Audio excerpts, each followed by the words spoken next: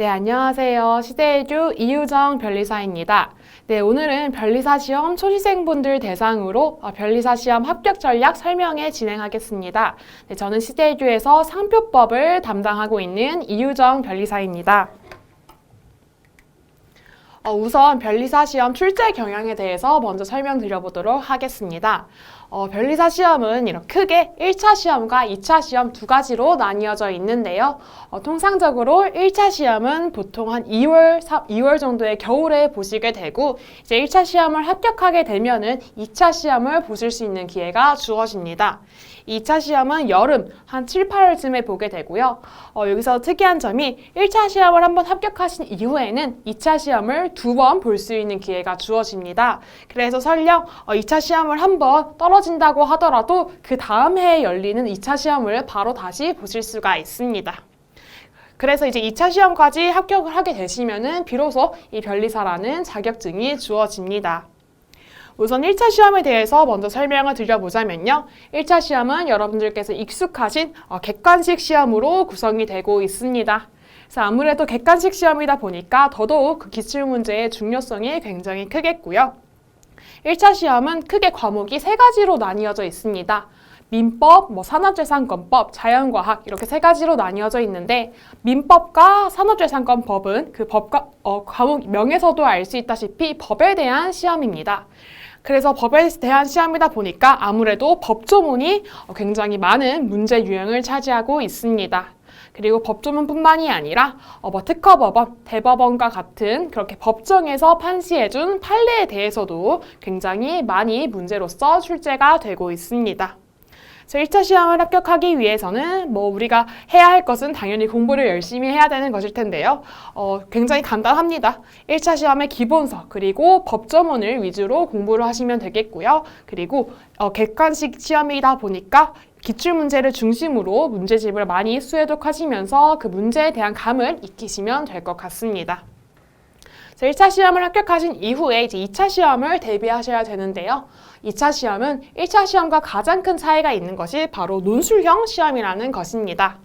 그래서 논술형 시험은 사실 여러분들께서 조금 생소한 그런 타입의 시험이실 것 같은데요. 이제 문제가 주어지면은 그 문제에 대해서 해결 방안들을 써야 되는데 그것을 우리가 직접 글씨로써 이렇게 쓰게 되는 그런 시험입니다.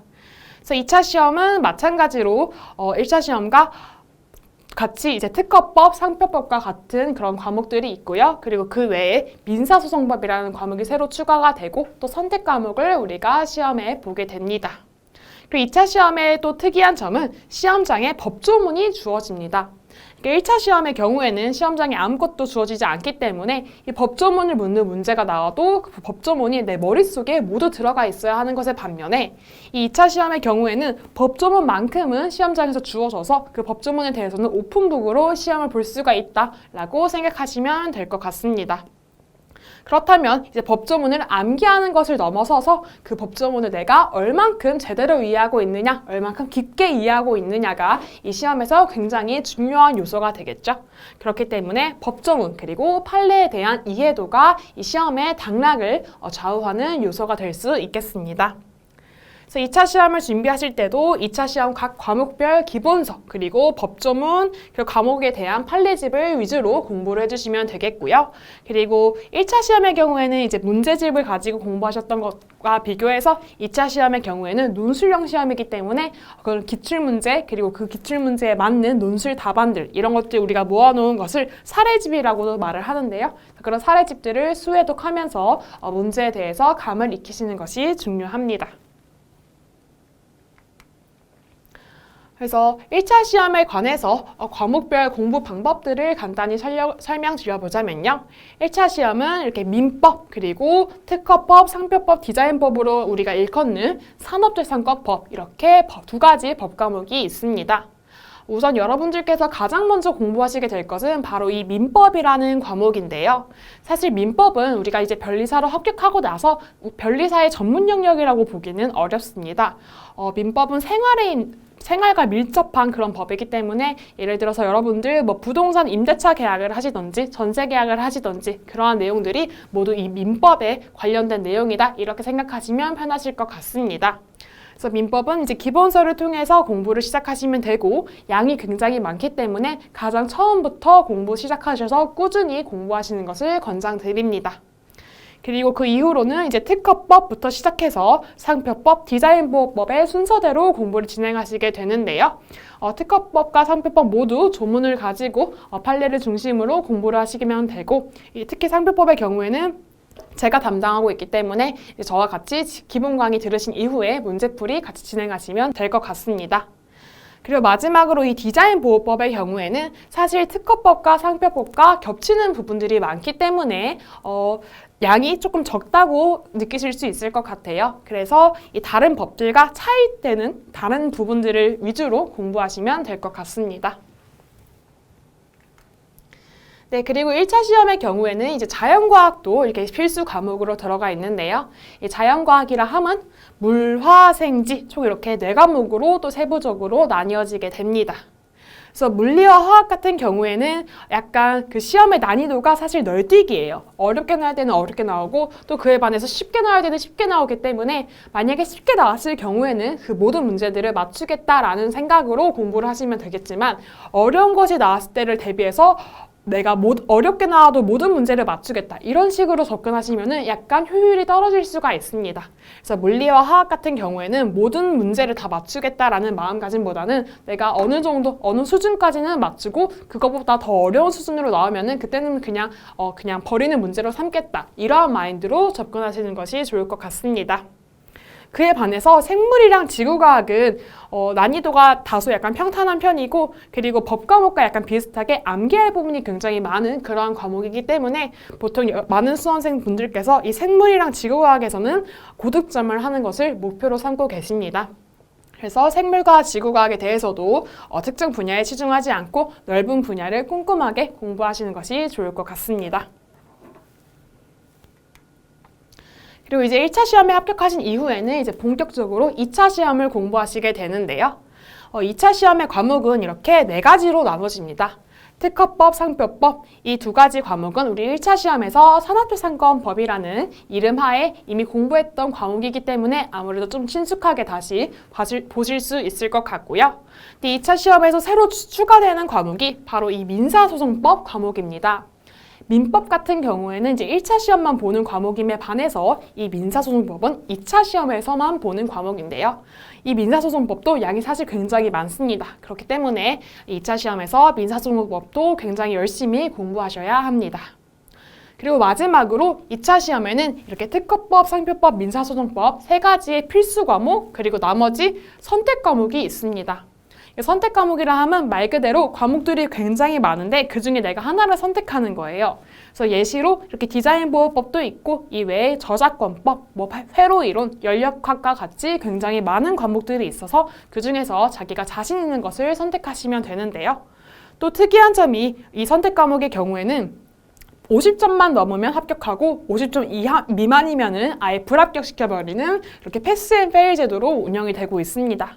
이 말인즉슨 선택 과목에서 51점을 맞는 거랑 100점을 맞는 거랑 똑같다는 거예요. 50점만 넘으면. 그래서 50점만 넘으면 패스가 되고 그래서 나머지 이 3가지 과목으로 점수를 매겨서 평균을 내서 1등부터 200등까지 최종 변리사 합격이 된다. 이렇게 보시면 되겠습니다.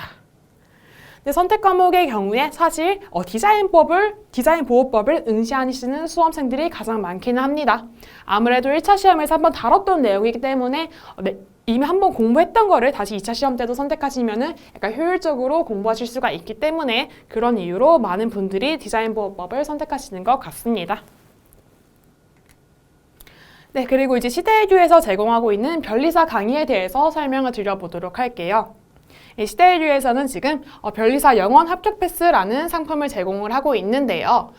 저희가 이제 1차 시험이 있고 2차 시험이 있다고 말씀을 드렸는데 지금 이 강의를 수강하시게 될 경우에는 1차만 합격하더라도 수강료가 절반이 환급이 되는 그런 시스템을 가지고 있습니다.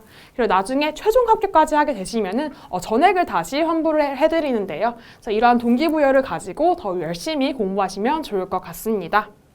그리고 사실 이 변리사라는 시험이 굉장히 좀 어려운 시험이기 때문에 물론 한 번에 다 통과하면 좋지만 어쩔 수 없이 탈락을 하시는 분들도 불합격을 하시는 분들도 있으실 것 같은데요. 우리가 불합격한다고 해서 곧바로 포기할 게 아니잖아요. 불합격을 한다면 바로 내년 시험을 다시 준비를 해야 되겠죠. 그래서 그 내년 시험을 준비하게 되면은 아무래도 그 1년 동안 다시 법이 조금씩 개정이 되고 새로운 판례가 쌓이게 되는데요. 그래서 아무래도 강의도 업데이트가 될 수밖에 없습니다. 그렇다고 하더라도 시험에 불합격했을 경우 그 내년도의 시험까지 다시 업데이트된 강의를 무료로 제공하고 있기 때문에 이런 점도 잘 활용하시면 좋을 것 같습니다. 네, 그리고 이 변리사 1차 시험을 보기 위해서는 일정한 요건이 필요한데요. 바로 공인 어학 성적이 필요합니다. 여러분들 토익이나 토플 같은 성적들이 필요한데요.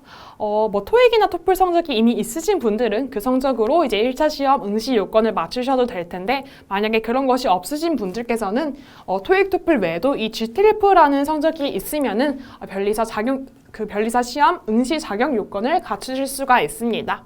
그래서 시대에듀에서는 이 합격 패스 구입하시는 분들에 대해서 이 GTLF 강의와 교재를 지금 제공하고 있기 때문에 이것도 활용하셔서 영어 성적을 맞추시는 것도 좋겠습니다. 그리고 아까 말씀드렸다시피 1차 시험은 이제 객관식 시험인데요. 객관식 시험이기 때문에 이 기출문제가 굉장히 중요합니다. 그래서 이 기출문제가 중요한 이유는 2년 전에 출제가 되었든 이것이 4년 전에, 5년 전에 기출이 되었든 간에 기출이 되었다는 것은 그만큼 중요하다는 뜻이에요. 그래서 옛날에 중요했으면 지금도 중요한 것이 당연합니다. 그래서 가장 먼저 공부해야 할 것이 바로 이 기출문제인데요. 그래서 지금 시대에듀에서는 1차 과목들에 대해서 전 과목 기출문제집을 제공을 해드리고 있습니다. 그래서 기본 강의를 수강하신 이후에 저희가 제공하는 이 기출문제집을 가지고 수해독하시는 것이 합격의 지름길일 거라고 생각을 합니다. 네, 그리고 이제 2차 시험의 경우에는 논술형 시험이기 때문에 우리가 그 논술 답안을 쓸 수 있는 일정한 답안지가 필요한데요. 그 답안지에 대해서도 저희가 제공을 해드리고 있습니다. 네, 그리고 이제 시대에듀 변리사 교재를 간략히 설명을 드려보자면요. 지금 변리사 우리 1차 교재에 대해서는 총 3과목에 대해서 이렇게 각각 한 권씩 교재가 제공이 되고 있습니다. 그래서 민법, 산업재산권법, 이렇게 자연과학법 이렇게 3가지로 교재가 제공이 되고 있는데 이 한 권으로 끝내기라는 제목에서도 아실 수 있다시피 이 산업재산권법 안에 특허법, 상표법, 디자인보호법 기본 내용들이 모두 수록이 되어 있고 기본 내용뿐만이 아니라 제가 계속 강조를 드렸던 그 기출 문제들도 모두 수록이 되어 있기 때문에 굳이 여러 교재를 구매하지 않으셔도 한 권으로 모든 내용들을 총망라하실 수 있습니다. 그리고 이제 2차 시험의 경우에도 각 과목별로 이제 교재를 제공해 드리고 있는데요. 제가 강의하고 있는 상표법의 경우에도 안에 이제 기본 이론 내용들이 있고, 그리고 기본 이론 내용 외에도 2차에서 중요한 판례들이 모두 함께 수록이 되어 있고, 그리고 또 기출 문제들도 당연히 이렇게 수록이 되어 있기 때문에 이 책 한 권만으로 대비를 하실 수 있을 것 같습니다. 네, 그리고 이제 또 직장과 대학을 병행하시면서 이 시험을 준비하시는 것을 고민하시는 분들도 많으실 것 같아요. 그래서 1차 시험 그리고 2차 시험에 대해서 이제 설명드려보려고 하는데 1차 시험은 아무래도 이제 객관식 시험이다 보니까 실제로 직장과 대학을 병행하시면서 준비하시는 분들도 굉장히 많은 것으로 알고 있습니다. 저의 경우에도 1차 시험을 공부했을 때는 그 대학교 한 학기를 같이 병행을 하면서 공부를 했었는데요. 1차 시험이 보통 이렇게 겨울에 2월에 있습니다. 그래서 만약에 1차 시험에 대해서 자신이 있다 하시는 분들은 그리고 내가 전업으로 시간을 투자할 수 있다 이러신 분들은 보통 7, 8월부터 시작을 하셔서 이 짧은 기간 동안 공부를 하셔서 합격하시는 분들도 많은 것으로 알고 있습니다. 그런데 이제 직장이나 대학과 병행할 수밖에 없으신 분들의 경우에는 아무래도 이게 7, 8월부터 공부하시면은 확보할 수 있는 공부 시간이 조금 적기 때문에 그 이전부터 이렇게 3월부터 이른 시간부터 공부하시는 것을 추천드리는데요. 그래서 저의 경우에도 3월부터 이제 민법 기본 강의를 시작했습니다. 그래서 민법 강의를 먼저 듣고 나서 이후에 이제 강의가 끝난 이후에 바로 문제집을 푸는 것이 아니라 복습의 시간을 거쳤어요. 기본 강의를 들었다 하더라도 그것이 모두 내가 이해가 완벽히 된 것이 아니기 때문에 그 기본 강의를 다시 리마인드하는 그러한 시간을 가졌습니다. 그래서 복습 시간을 가지고 난 이후에는 이제 문제풀이를 시작을 했는데요. 여기서도 가장 중요한 것은 무슨 문제부터? 기출문제부터 풀어야 합니다. 그래서 기출문제부터 풀면서 어느 부분들이 기출이 많이 되었는지, 어느 부분들이 중요하고 덜 중요한지를 파악을 하면서 이제 강약 조절을 하면서 공부를 하시면 될 것 같고요. 그래서 문제도 기출문제도 한 번 풀었다고 이제 땡 이게 아니라 굉장히 많이 푸셔야 합니다. 수해독을 하셔야 합니다. 그래서 어떤 분들은 그 적절한 회독수에 대해서 질문을 하시는 분들이 계세요. 뭐 3회독 하면 되나요? 뭐 5회독 하면 되나요? 이렇게 여쭤보시는데 제 대답은 그 회독수는 사람마다 다릅니다. 그 자기에게 맞는 회독수를 찾는 것은 내가 그 기출문제를 완벽히 외우고 있느냐 그 기준을 가지고 회독수를 정하시면 되세요. 그래서 만약에 3회독을 했는데 3회독밖에 안 했는데 내가 이 기출문제를 이미 딸딸딸 외우고 있다? 그러면은 그때 이제 멈추시고 기출문제가 아니라 다른 시중의 문제집을 구입하셔서 푸셔도 되고요. 근데 내가 기출문제를 10회독을 했는데도 아직 외우지 못했다. 아직 마음 체화되지 않았다 하는 경우에는 11회독, 12회독까지 넘어가서 무한히 반복을 하셔야 합니다. 저도 사실 이 민법의 경우에는 굉장히 양이 많기 때문에 아무리 기출문제만 추렸다고 해도 문제집이 꽤 두껍습니다. 근데 그 두꺼운 문제집을 저도 한 10번 넘게 풀었던 것 같아요. 그래서 너덜너덜해질 때까지 계속 푸셔야 하는 것 같고요. 그리고 이제 그런 문제를 풀고 나서 이 시험 직전에 우리가 이렇게 공부를 하는 동안 세상이 멈춰 있는 것이 아니라 우리가 공부를 하고 있는 동안도 계속 법은 개정되고 있고 계속 새로운 판례들은 나오고 있습니다. 그래서 우리는 그런 것들을 계속 업데이트해야 되기 때문에 이 시험 직전에 그동안 쌓아왔던 최신 판례들 그리고 새로운 개정법이 없었는지 이런 것들을 체크하면서 다시 마무리 정리하는 시간을 가지셔야 합니다. 자, 그리고 이 민법만 열심히 하면 안 되겠죠? 당연히 이제 다른 과목들도 다 열심히 하셔야 되는데요. 이제 특허, 상표, 디자인 보호법도 이 민법의 기본 강의가 끝나신 이후에는 특상 D 기본 강의도 들으셔야 합니다. 그래서 순서는 특상 D로 들으시면 되겠고 이 역시 기본 강의 들으시고 복습하시면서 문제를 함께 푸시면 되겠습니다. 그래서 특상 D의 경우에도 기출문제 위주로 푸시되 특히 이 조문의 중요성이 굉장히 크기 때문에 조문집도 항상 옆에 두시면서 계속 반복해서 회독하시기를 권장드립니다. 그래서 마찬가지로 이것도 시험 직전에 최신 판례 그리고 개정법 같은 거 체크하면서 수회독하시기를 권장드리겠고요. 그리고 이제 마지막으로 자연과학에 대해서도 공부를 하셔야 되는데 이 자연과학은 이런 민법 그리고 특허, 상표, 디자인 보호법과 약간 다르게 특이한 점이 그 수험생마다 가지고 있는 베이스가 천차만별이에요. 사실 공대생의 경우 이 변리사 시험을 준비하시는 수많은 분들이 공대생이나 이과대생이실 것 같은데 그런 분들에게 이런 민법이나 산업재산권법은 모두 처음 배우는 내용이기 때문에 모두가 공평하게 제로 베이스일 가능성이 높아요. 근데 그에 반해서 이 자연과학, 물화생지의 경우에는 물리학도와 그리고 화학 학생들의 그 베이스가 굉장히 편차가 크겠죠. 그렇기 때문에 이 자연과학의 경우에는 자기의 수준을 적절하게 체크를 하고 내가 만약에 물리가 자신이 있다. 그러면은 굳이 빨리 물리를 공부할 필요도 없고 굳이 물리의 기본 강의를 들을 필요도 없을 거예요. 그냥 시험 좀 전에 그냥 기출문제를 풀어보는 걸로 족할 수도 있겠죠. 그에 반해서 뭔가 지구과학, 생물이 내가 약하다 그러면은 조금 시기를 앞당겨서 미리 공부를 하셔도 좋을 것 같고요. 이런 식으로 자기의 수준에 맞추어서 그 상황별로 적절하게 공부를 하시면 좋을 것 같습니다. 자연과학도 이 시험 직전까지 계속 기본 강의들 그리고 문제풀이를 통해서 실력을 향상시키시면 될 것 같습니다. 그리고 아무래도 이제 직장이나 대학을 병행하시다 보면은 굉장히 이제 시간에 쪼들릴 수밖에 없어요. 그래서 저 같은 경우에는 보통 인터넷 강의로 대체를 많이 했습니다. 많이 했다기보다는 모든 강의를 저는 인터넷 강의로 들었던 것 같아요. 그래서 인터넷 강의의 좋은 점이 이제 버스를 타거나 지하철을 탈 때 그 이동 시간도 강의를 들을 수 있다는 점이 저는 굉장히 좋았기 때문에 최대한 많이 활용하려고 했고 그리고 이제 강의를 들으면서 필기하는 것들 그런 것들도 교통수단에서 굉장히 많이 보았고요. 그리고 그 조문이 또 굉장히 중요하다고 설명을 드렸는데 그런 법조문들도 제가 프린트를 해서 계속 옆에 가방에 늘 넣고 다니면서 조금이라도 빈 시간이 생기면은 그 법조문을 보고 이런 식으로 최대한 시간 활용을 하려고 노력했던 것 같습니다.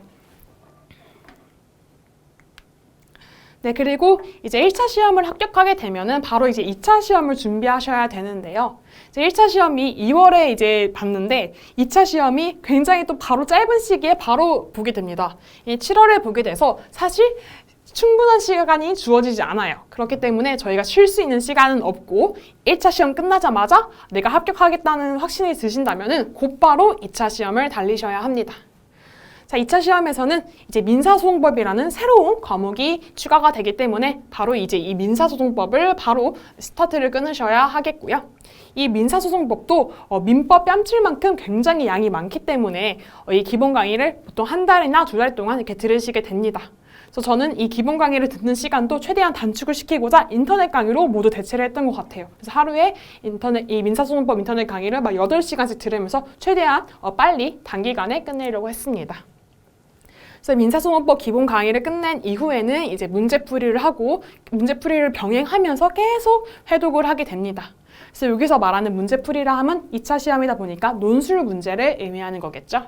논술 문제를 풀면서 모범 답안들을 보면서 내 답안을 고쳐나가고 이러한 행동들을 시험 직전까지 계속 하시게 됩니다. 그리고 이제 민사소송법은 아무래도 처음 배우는 것이니만큼 3월부터 바로 공부하는 것에 반해서 이제 특허법이랑 상표법은 우리가 아무래도 1차 시험에서 한번 겪었던 그런 내용이기 때문에 2차 시험에서는 조금은 수월하게 접근하실 수 있을 것 같아요. 이제 1차 시험과 2차 시험이라고 해서 그 내용이 달라지는 것은 아니거든요. 법조문이 달라지는 것은 아니잖아요. 그래서 내용은 같지만 1차 시험에서는 이 내용이 OX인지 그것만 판별하면 되는 시험이었고 2차 시험의 경우에는 내가 진짜 변리사에 빙의를 해서 고객이 이런 문제를 물었을 때 어떤 식으로 서술해 줄 수 있는 것인지 어떻게 사례를 풀 수 있는지 그러한 해결 능력을 보는 것이기 때문에 일단 기본적인 내용은 같습니다. 그래서 이 특허법, 상표법 기본 강의를 들으시면서 이 논술형 시험에서 내가 알고 있는 지식들을 어떻게 풀어나갈지 그러한 스킬들을 배우시게 되고요. 그래서 기본 강의를 완강하신 이후에는 이제 그 논술 문제들을 함께 풀어보면서 기출 문제들도 풀어보시면서 이렇게 많이 회독을 하시면 되겠습니다. 그리고 이제 선택 과목, 예를 들어 디자인 보호법을 선택하신 분들께서는 아무래도 1차 시험 때 배웠던 내용이기 때문에 이렇게 빨리 스타트하실 필요는 없으실 것 같고요. 만약에 근데 다른 법을 다른 저작권법 또는 뭔가 회로이론과 같이 다른 과목을 선택하신 경우라면은 조금 일찍 시작하실 필요도 있으실 것 같습니다. 그래서 말씀드렸듯 선택 과목의 경우에는 내가 고득점을 받아야겠다라는 목표로 접근하시면 굉장히 비효율적이시기 때문에 내가 50점만 넘겠다, 사람들의 절반만 넘겠다라는 목적으로 효율적으로 접근하시면 됩니다. 그래서 너무 많은 노력을 투여하시지는 마시고 그냥 패스만 하겠다는 그러한 목적으로 접근을 하시는 것이 좋을 것 같습니다. 그래서 민사소송법, 특허법, 상표법을 주되게 공부하시면서 짬짬이 비는 시간에 선택 과목도 한다. 이렇게 접근을 하시면 되겠고요. 사실 1차 시험은 아까 말씀드렸듯 직장, 대학과 병행하시는 분들이 굉장히 많은 것으로 알고 있습니다.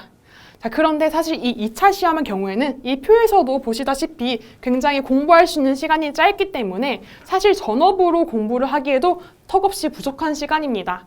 그래서 2차 시험의 경우에는 이렇게 전업으로 공부하시는 분들이 월등히 많은 것으로 알고 있습니다. 그럼에도 불구하고 직장이랑 대학을 병행하는 것이 필수적이다 하시는 분들께서는 그런 상황에 처하셔도 이렇게 결국 최종적으로 합격하시는 분들이 많은 것으로 알고 있기 때문에 그런 분들이 올리신 수기 같은 것을 참조하시면서 최대한 시간 활용하시는 방안으로 접근하시는 것이 좋을 것 같습니다. 네, 그리고 마지막으로 이제 수험생 분들께서 자주 하시는 실수 그리고 극복 방법을 이제 정리해 보려고 하는데요. 이제 2차 시험의 경우에는 논술 시험이기 때문에 직접 우리가 펜으로 글씨를 써서 이제 평가를 받는 그런 시험인데요. 그렇기 때문에 아무래도 글씨가 예쁘면 조금 유리할 수밖에 없습니다. 그래서 실제로 2차 시험에서 자기가 악필이기 때문에 좀 고생을 많이 한다 이런 분들이 많이 계시는데요. 그래서 악필의 경우에는 이것을 예쁜 글씨로 교정하려고 노력하시기보다는 알아볼 수 있도록 교정을 하시는 것이 보다 효율적이십니다. 그래서 예를 들어서 내가 글씨를 막 잘 못 쓴다 그러면은 글씨를 조금 예쁘게 고치는 거에다가 이렇게 동그라미 번호 같은 것을 매기던지 그리고 단락을 띄어서 쓴다든지 해서 가독성이 좋아 보이게끔 교정을 하시는 경우가 많습니다. 그리고 이것도 비슷한 내용인데 내가 알고 있는 지식을 2차 시험 때 막 자랑하듯이 나열하는 것보다는 문제에서 물은 것을 정확하게 간결하고 컴팩트하게 쓰는 것이 굉장히 중요합니다. 그래서 이런 것들도 구조화시키는 그러한 연습들을 하셔서 컴팩트하게 쓰시는 것이 좋습니다. 그리고 또 이제 가장 중요한 것이 수험생 분들께서 기출문제를 무시하고 내가 하고 싶은 공부를 하시는 경우가 많아요. 근데 지금 우리가 여러분들 이 변리사 시험을 보시려는 목적이 뭐죠? 시험 공부가 하고 싶어서 시험을 보시는 것이 아니라 이 시험에 합격하고 싶어서 시험을 보시는 거예요. 그러면은 내가 하고 싶은 공부를 하는 것이 아니라 시험에 적합한 공부를 하시는 것이 맞겠죠. 자, 제가 설명드렸다시피 기출문제는 1차 시험이든 2차 시험이든 상관없이 굉장히 중요한 그런 사항입니다. 그래서 내가 하고 싶은 공부를 하는 것이 아니라 이제 기출문제 중심으로 시험에 나올 법한 것들을 공부하시는 것이 가장 중요합니다. 또한 내가 잘하는 것을 자꾸 공부하면은 아무래도 문제가 잘 맞고 이러니까 자꾸 그쪽으로 공부하시는 경우가 많아요. 기분이 좋으니까. 근데 그렇게 하면 안 되고 내가 부족한 점을 찾아서 잘하는 것은 오히려 이제 힘을 빼고 부족한 것에 대해서 시간을 투여해서 공부하시는 것도 굉장히 중요합니다. 언뜻 보면 너무 당연한 말인 것 같은데 저도 공부를 하다 보면은 내가 하기 싫은 과목은 못하는 과목은 자꾸 안 하게 돼요. 근데 그러면 점점 악순환이 되기 때문에 내가 못하는 과목에 좀 더 힘을 실어야 된다. 이 말을 꼭 명심해 주셨으면 좋겠습니다. 네, 그리고 이게 이제 GS가 필수이냐? 이러한 질문이 있는데요.